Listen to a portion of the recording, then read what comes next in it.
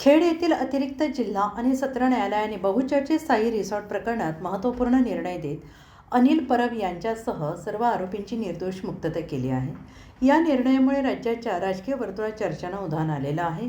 Sai resort प्रकरणात तत्कालीन उपविभागीय अधिकारी, महसूल अधिकारी तसेच मुरुड येथील सरपंच यांच्या विरोधात भारतीय दंडविधानातील विविध कलमांखाली आणि भ्रष्टाचार प्रतिबंधक कायद्याअंतर्गत गुन्हे दाखल करण्यात आले होते.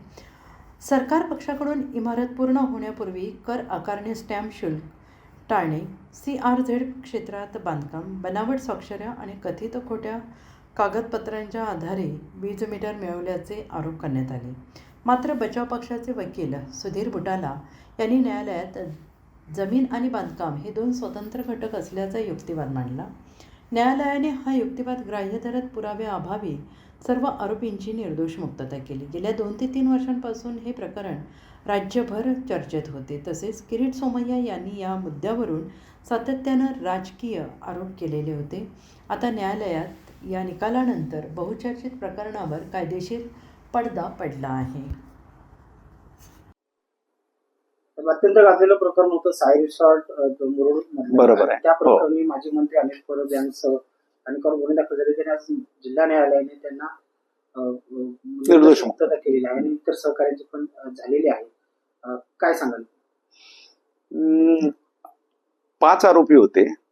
त्यामध्ये मंडळ निरीक्षक, मुरुड गावचे सरपंच, तसंच देशपांडे म्हणून प्रांत अधिकारी आणि स्वतः अनिल परब होते. आणि भारतीय दंडविधान 420, 120B, 182, 290, 34 तसेच अँटी करप्शन ऍक्ट म्हणजे भ्रष्टाचार प्रतिबंधक कायदा 12, 13, 14 या अंतर्गत हे सगळे आरोप होते.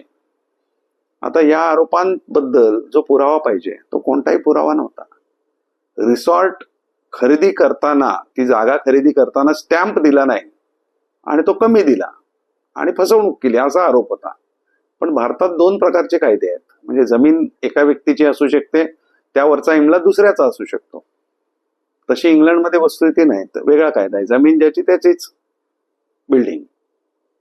तर त्यानुसार कोर्टाने असं धरलं की त्यांनी रिसॉर्ट खरेदी करण्याची किंवा विभागासाठी ते विकावं जमीन मालकाने, असं होऊच शकत नाही. असं करणं म्हणजे गुन्ह्याचं कृत्य आहे, कारण ते त्याच्या मालकीचं नव्हे. आणि मग हा सगळा विचार करून कोर्टाने सगळा अभ्यास करून युक्तिवाद ग्राह्य धरून त्यांची निर्दोष मुक्तता केलेली आहे.